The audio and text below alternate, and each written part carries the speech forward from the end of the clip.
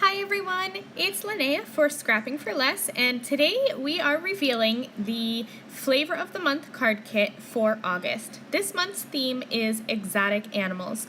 So let's start with the unboxing, and then we're going to go right into me making 5 cards, one with each of the collections.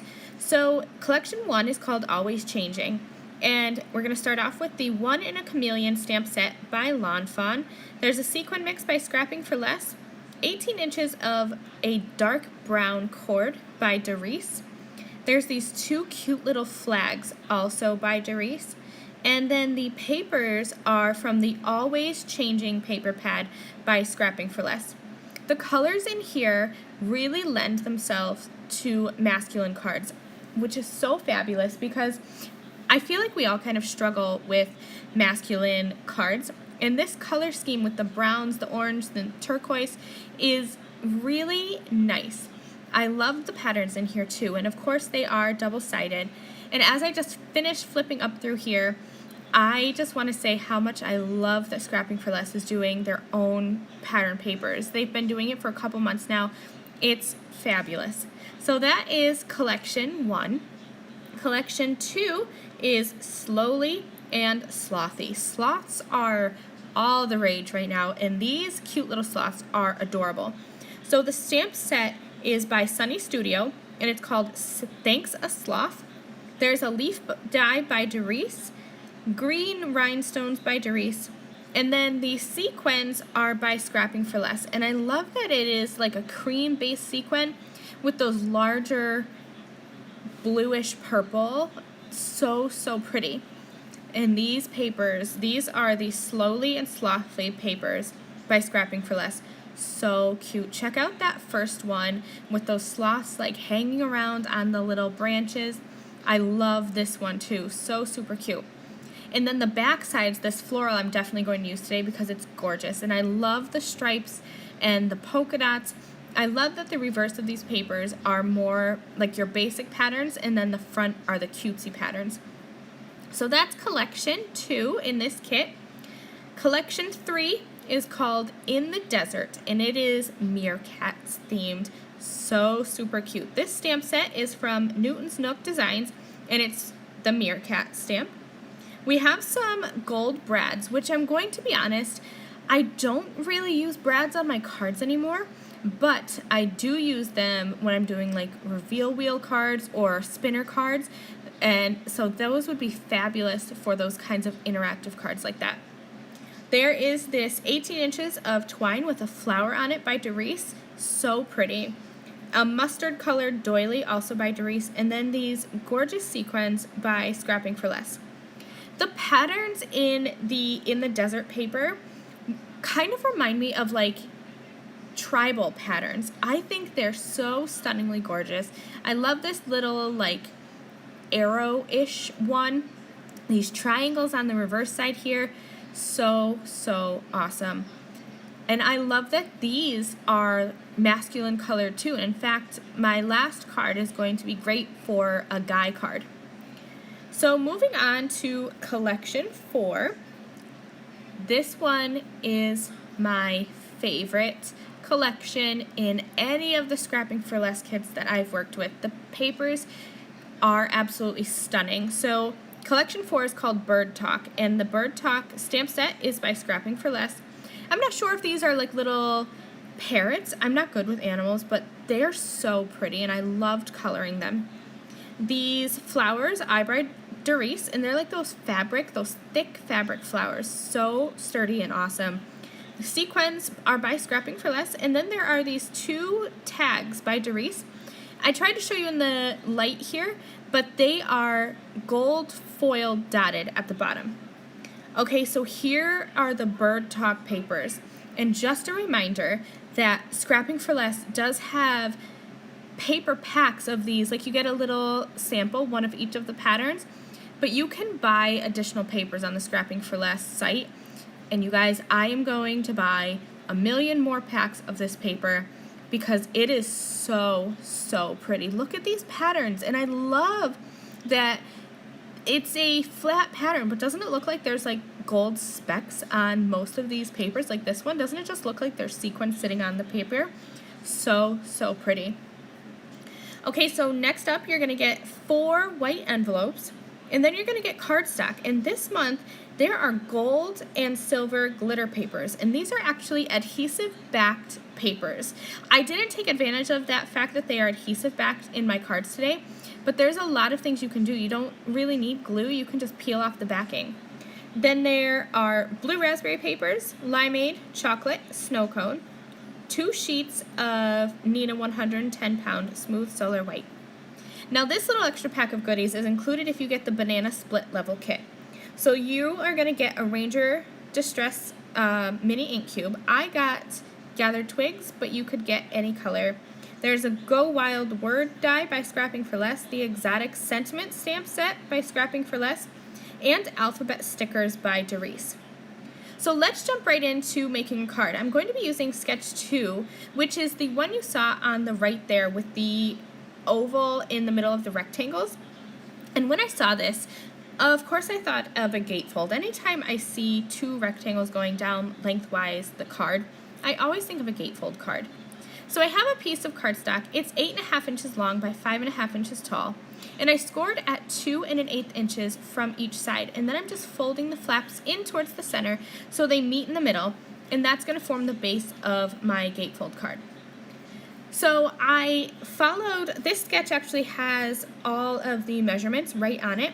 And I pretty much followed that exactly, except that the mat I cut in half so that I could have it, you know, like on my flaps.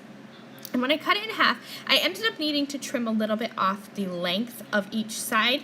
So then I also needed to cut a little bit off the length of my matting papers, which is the polka dot, which is absolutely fine. So I just trimmed off, it probably ended up being about 1/8 of an inch off of the long sides of both the polka dot pattern and the blue paper for my background.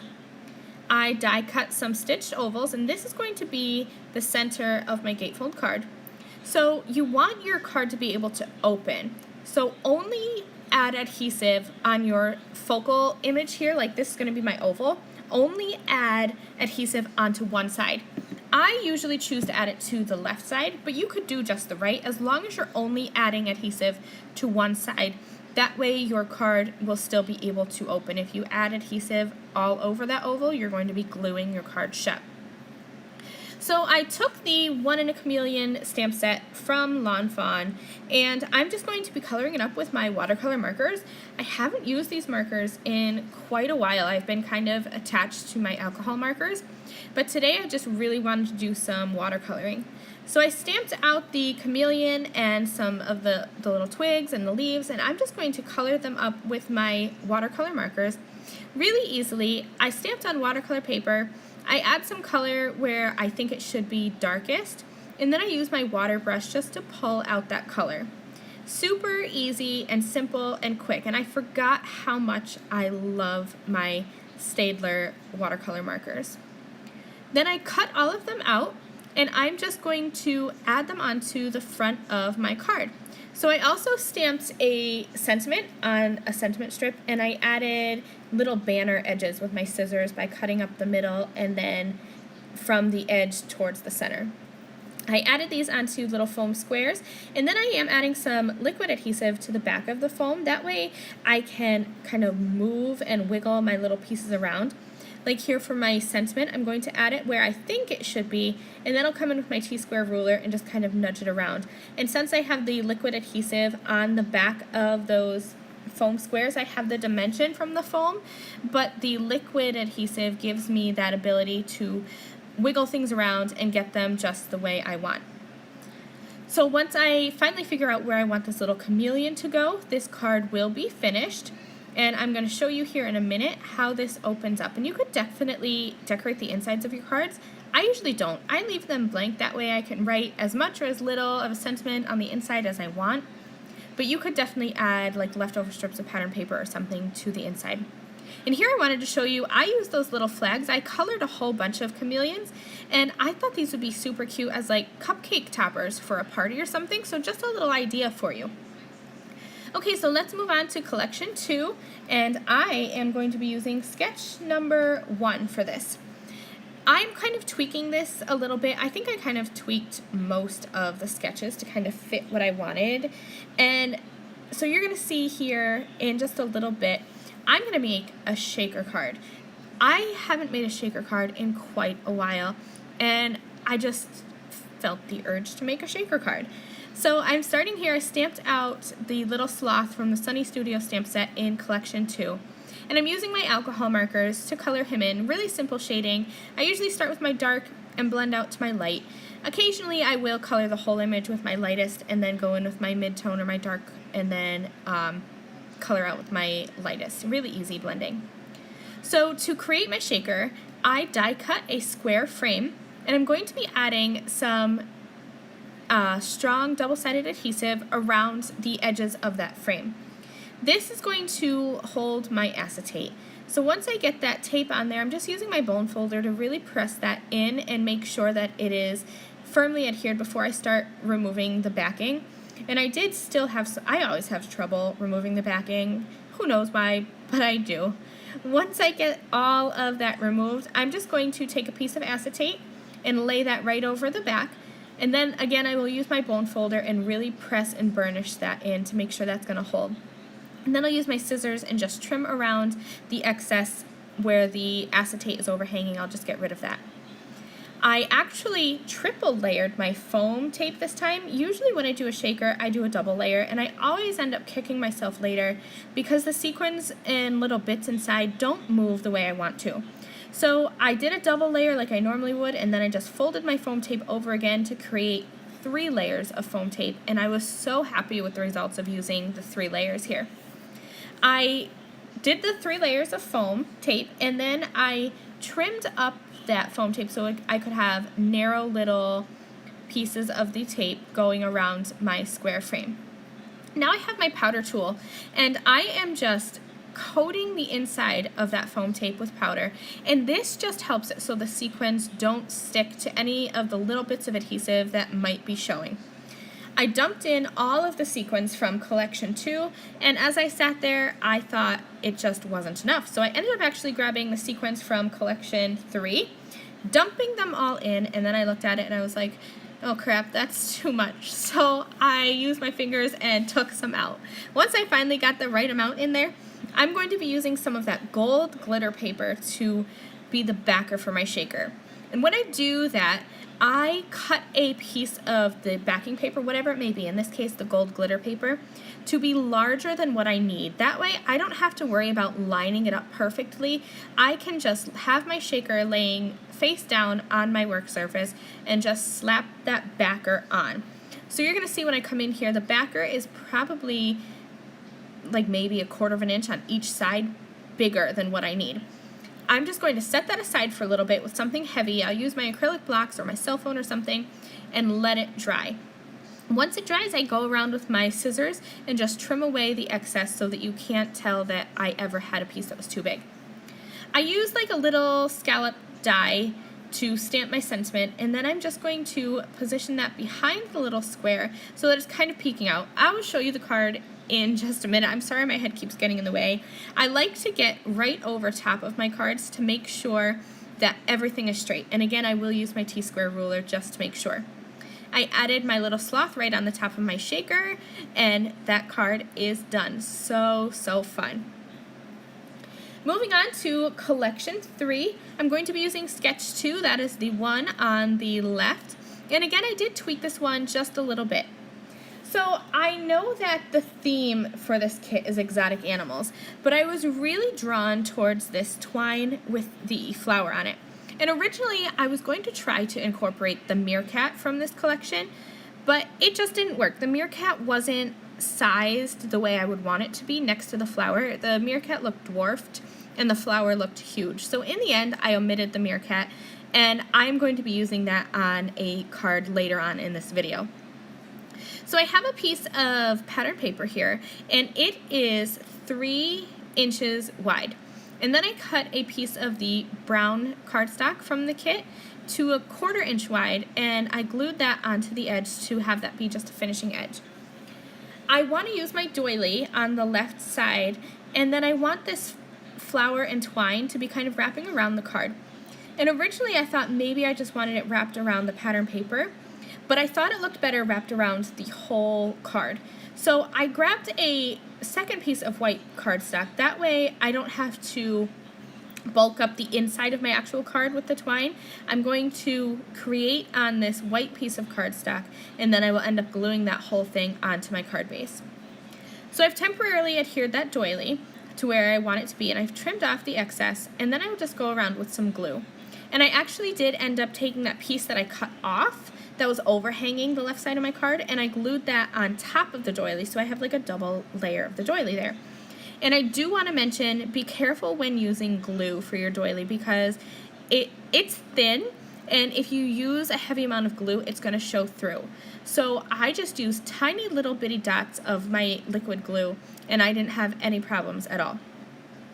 I glued down the flower and the twine to the front of my card and just set that aside for a minute and a half to dry. And once it was dry, I am going to wrap that twine around to the back of my card, and again add a little bit of glue, and I have some double-sided adhesive there too, just to make sure it's going to hold. When I went to adhere this onto my card base, the twine was kind of bubbling down where it is because it's thick, so I added a couple pieces of fun foam to the back, and that kind of offset the thickness of the twine and helped everything be flat on my card. I'm going to sandwich my sentiment in between that twine with some fun foam as well.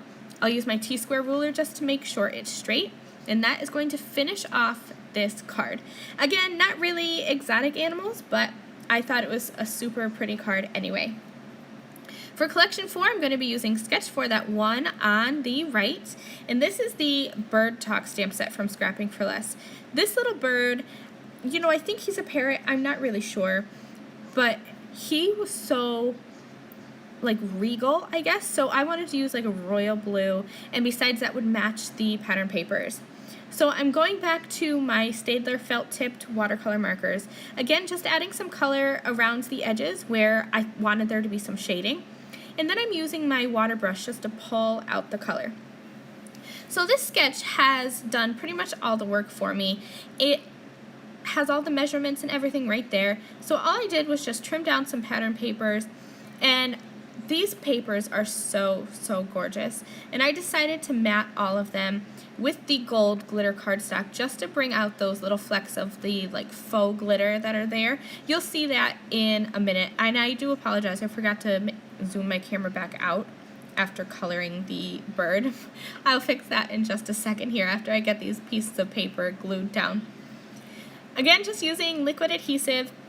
I use that a lot in this video. I was never a fan of liquid adhesive until I started using it more often, and now I totally get the benefits of being able to move your pieces around once you've stuck them down onto your card. Like here, I didn't get it quite straight, so I could just wiggle the corner just a little bit, and it was fixed. I wanted to use this little tag that came in this collection, but it seemed a little too tall for my design, so I just trimmed off probably about a ½ inch from the bottom. I stamped the sentiment on the right side of the card, and I added some of the twine, and this is actually, I believe, from collection 2. Nope, collection 1, this dark brown twine is from. I added that to the tag, and I also added one of those fabric flowers from Doris. So here I'm going to be using the Go Wild word die from Scrapping for Less, and this is in the banana split level. And I wanted to use this little arrowhead pattern because I was obsessed with it, and as well as the meerkat because I didn't use that in my card when I was working with things from collection 3. So this card is great for guys. These colors are super manly, and also this is so clean and so simple to do. I just used some of the brown cardstock as my mat. I die cut the Go Wild from that matching brown, and then I added my little meerkat right on top. So simple, you can make a whole bunch of these and send them out to all the guys in your lives. So here's a little review of all the cards that I made using all 4 of the collections and the banana split extra goodies pack. I'd love to know which card is your favorite. Leave me a comment down in the description. I definitely think this sloth card is my favorite. or maybe the gatefold card. I can't decide. But then here's this Bird Talk papers card, and I'm obsessed with these papers. So really, I love them all, but I'd love to know which one you love the most. Thank you guys so much for watching. I will catch you guys next time. Bye!